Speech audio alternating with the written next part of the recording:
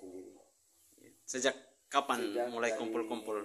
Kumpul itu saya dari umur 10 tahun sampai sekarang ini. Dan saya dirikan sebuah museum yang ini itu 2014. Tapi dari gubuk museum itu dari 2003. Kalau yang barusan bunyi itu apa? Nah ini salah satu sirine. Sirine artinya salah satu alat untuk ketika ada penyerangan, dan ini salah satu tanda bahwa itu ada penyerangan dan mereka harus bersiap-siap karena ini punya Jepang. Oh, Jepang ya. Jadi di saat itu ketika ada bunyi sirine, semua lokal Morotai hidup dalam ketegangan karena Amerika dan sekutunya menyerang Jepang di Morotai dengan 60.000 pasukan dengan 3.000 pesawat tempur yang membombardir Jepang di Morotai. Hanya pulau Morotai saat itu, bumi Morotai hangus terbakar dengan 3.000 pesawat tempur yang membombardir Jepang di Morotai. Apa yang mendorong Kakak Muklis untuk mengumpulkan sisa-sisa perang dunia Karena kedua? saya salah satu anak cucu Pejuang 45 dan itu semua pesan dari kakek saya dan bapak saya. Sebagai anak cucu Pejuang 45 jangan jadi pengkhianat. Dan buat saya banyak orang yang bercerita tentang sejarah di Pulau Morotai itu cuma wacana hangat di masyarakat tapi sulit untuk membuktikan. Maka saya tidak pernah berhenti melangkah karena Morotai bagian dari Indonesia dan Pulau Morotai dia seperti sebuah dapur. Ingat, sebagai generasi penerus bangsa jangan hanya berteriak di atas teluk tangan di alam yang bebas. Melakukanlah dulu baru bisa berteriak.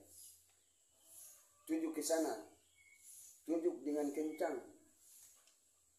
Aku ingin menyapa siapa saja di sana. Dan jangan cuma berteriak di atas telunjuk tangan di alam yang bebas tapi tidak melakukan. Tarik yang kencang, dia di tangan kanan di otot. Jangan pakai otot, pakai otak. Terima kasih.